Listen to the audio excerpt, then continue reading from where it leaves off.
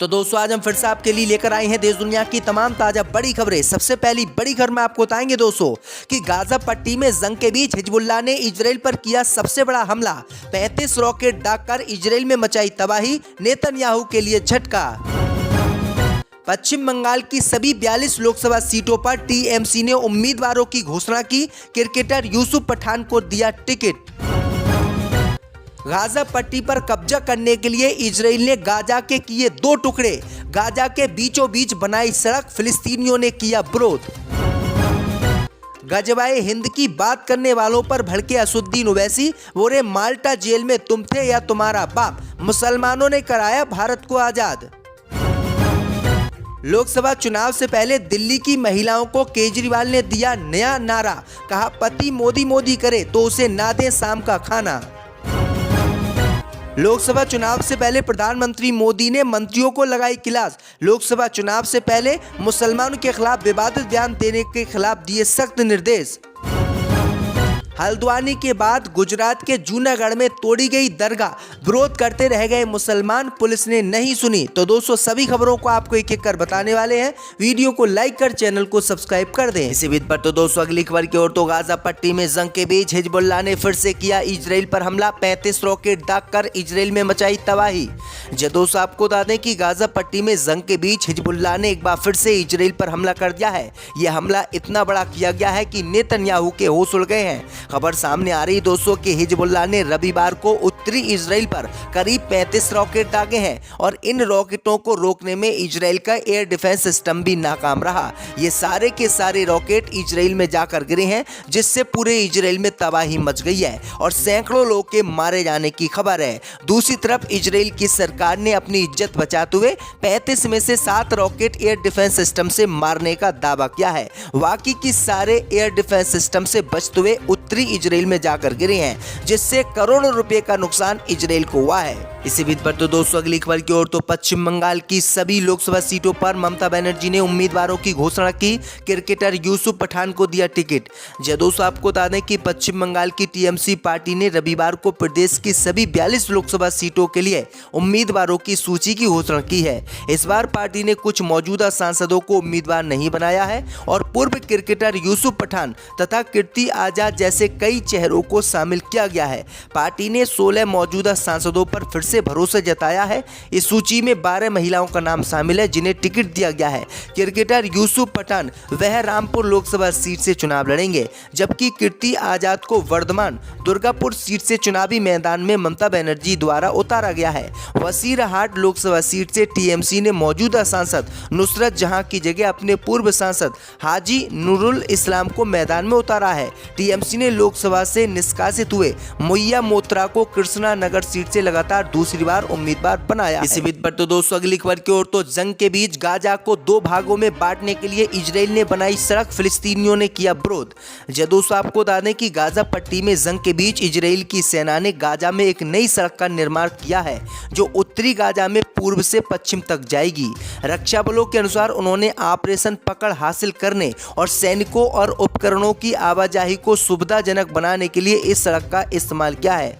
आपको बता दें कि इजराइल की सरकार ने गाजा पट्टी को 2 भागों में बांट दिया है और गाजा पट्टी के बीच में सड़क बनाई है, जिसका फिलिस्तीनी लोगों ने विरोध किया है। उन्होंने कहा कि गाजा को हम किसी भी कीमत पर बंटने नहीं देंगे, क्योंकि पूरा फिलिस्तीन इजराइल के लोगों ने बांट लिया है। तो दोस्तों अगली खबर की ओर तो गजबाए हिंद की बात करने वालों पर भड़के ओवैसी, बोले माल्टा जेल में तुम थे या तुम्हारा बाप।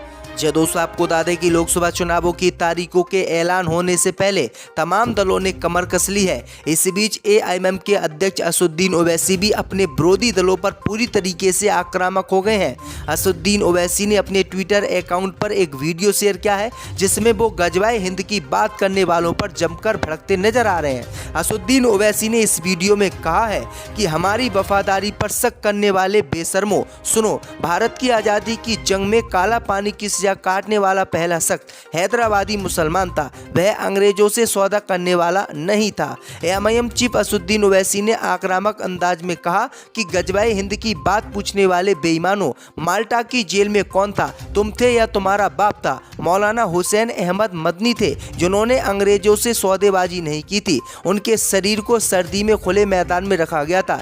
एक का तो मुल्क से बाहर इंतकाल हो गया था और हमें आप जो है वफादार नहीं बताते हो। इसी बीच पर तो दोस्तों अगली खबर की ओर, तो हल्द्वानी के बाद अब गुजरात में तोड़ी गई एक और दरगाह।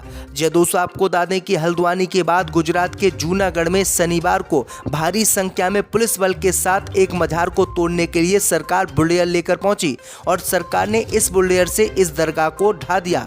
दरअसल आपको बता दें कि ये दरगाह जूनागढ़ में थी। वहीं आपको बता दें कि जूनागढ़ में इस दरगाह के अलावा अलग अलग जगहों पर बने 2 अवैध मंदिरों को भी तोड़ा गया है।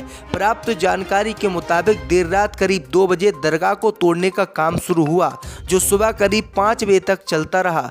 मामले की संवेदनशीलता को देखते हुए इलाके में करीब 1000 पुलिसकर्मियों को तैनात किया गया, जिन्होंने दरगाह से करीब 300-400 मीटर दूर ही बैरिकेडिंग करके पूरे इलाके की घेराबंदी कर दी, जिससे मुस्लिम लोग यहां पर ना पहुंच सके और यहां पर बवाल ना हो पाए। इसी बीच पर तो दोस्तों अगली खबर की ओर, तो अमेरिका ने गाजा के पास अस्थायी बंदरगाह बनाकर फिलिस्तीनियों के लिए भेजी मदद। नेतन्याहू का किया विरोध। दोस्तों आपको बता दें कि फिलिस्तीनियों को मानवीय मदद पहुंचाने के लिए अमेरिकी राष्ट्रपति जो बाइडेन के निर्देश पर समुद्र में गाजा के करीब एक अस्थायी बंदरगाह का निर्माण किया गया है। फिर उसी बंदरगाह के जरिए अमेरिका का पहला मानवीय मदद के लिए राहत सामग्री से लदा पानी का जहाज फिलिस्तीन पहुंच चुका है। राष्ट्रपति जो बाइडेन द्वारा वितरण में तेजी लाने के लिए फिलिस्तीनी क्षेत्र में एक अस्थायी बंदरगाह बनाने की कसम खाई थी। उसके कुछ दिनों बाद अमेरिका ने गाजा में मानवीय सहायता भेजने के लिए एक सैन्य जहाज भेजा है। वहीं बाइडेन की इस पहल से नेतन्याहू से ठन गई है। बाइडेन ने कह दिया है कि नेतन्याहू इजराइल को नुकसान पहुंचा रहे हैं और फिलिस्तीनियों को जबरदस्ती मार रहे हैं, जो कि बिल्कुल गलत है। इसी बीच पर तो दोस्तों अगली खबर की ओर, तो प्रधानमंत्री मोदी के खिलाफ केजरीवाल ने महिलाओं से की अपील। कहा पति मोदी मोदी करे तो रात का खाना ना दें। दोस्तों आपको बता दें कि दिल्ली में आम आदमी पार्टी ने दिल्ली के सिविल सेंटर में महिला सम्मान समारोह किया और आपने इस समारोह से लोकसभा चुनाव प्रचार अभियान की शुरुआत की। वहीं बजट सत्र में 1000 रुपये महिलाओं को देने के ऐलान के बाद पहली बार टाउन सेशन में जब दिल्ली की महिला मतदाता पहुंची तो यहां पर केजरीवाल ने उन्हें नई ट्रिक बताई।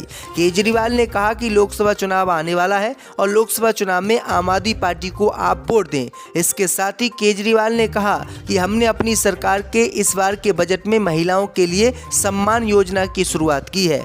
इसी दौरान उन्होंने महिलाओं से कहा कि अगर आपका पति आपको हमें वोट देने से रोके और मोदी मोदी करे तो आपको उसको रात का खाना नहीं देना है। अगर आप पति को रात का खाना नहीं देंगी तो वो हमको ही वोट देगा।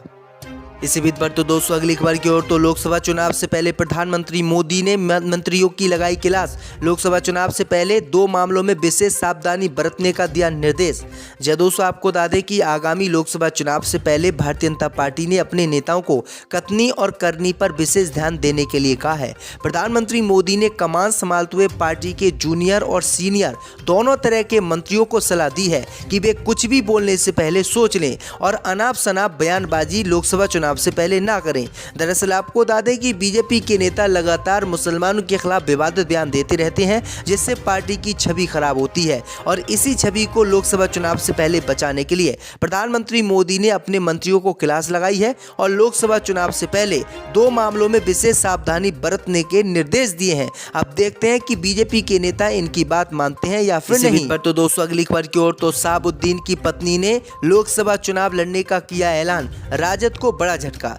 दोस्तों आपको बता दें कि बिहार के पूर्व सांसद मोहम्मद शहाबुद्दीन की पत्नी हिना साहब ने रविवार को बड़ा ऐलान कर दिया है। उनका ये ऐलान आरजेडी के लिए झटका दे सकता है। हिना साहब स्टेशन रोड में रविवार को एक कार्यक्रम में पहुंची थी। यहीं उन्होंने बयान दिया और कहा कि उन्हें आरजेडी से पहले भी कोई नाराजगी नहीं थी, आज भी नहीं है। कहा है कि सीवान से वह खुद या उनके बेटे ओसामा साहब निर्दलीय चुनाव लड़ेंगे। हिना ने कहा कि आज भी उनके संपर्क में सभी दल के लोग हैं। हिना साहब ने ये बयान देकर सबको चौंका दिया। आपको बता दें कि हिना साहब 3 बार सीवान लोकसभा सीट पर आरजेडी के टिकट पर चुनाव लड़ चुकी हैं। हालांकि उन्हें हर बार हार का सामना करना पड़ा। इस बार बगावती तेवर दिखाते हुए हिना साहब ने ऐलान कर दिया है कि निर्दलीय ही चुनाव लड़ा जाएगा। इसी पर तो दोस्तों अगली खबर की ओर तो चुनाव आयुक्त अरुण गोयल के इस्तीफे पर कांग्रेस नेताओं ने उठाए सवाल, लोकतंत्र के लिए बताया चिंताजनक। जय दोस्तों आपको बता दें कि कांग्रेस ने चुनाव आयुक्त अरुण गोयल के इस्तीफे को भारतीय लोकतंत्र के लिए चिंताजनक करार देते हुए शनिवार को कहा कि इस घटना के बारे में स्पष्टीकरण दिया जाना चाहिए। कांग्रेस अध्यक्ष मल्लिकार्जुन खड़गे ने दावा किया है कि अगर संस्थानों की बर्बादी नहीं रोकी गई तो लोकतंत्र पर तानाशाही का कब्जा हो जाएगा। उन्होंने सोशल मीडिया मंच एक्स पर पोस्ट भी किया। इसमें उन्होंने लिखा कि भारत में अब केवल एक चुनाव आयुक्त है, जबकि कुछ ही दिनों में लोकसभा के चुनावों की घोषणा होनी है। आखिरकार ऐसा क्यों?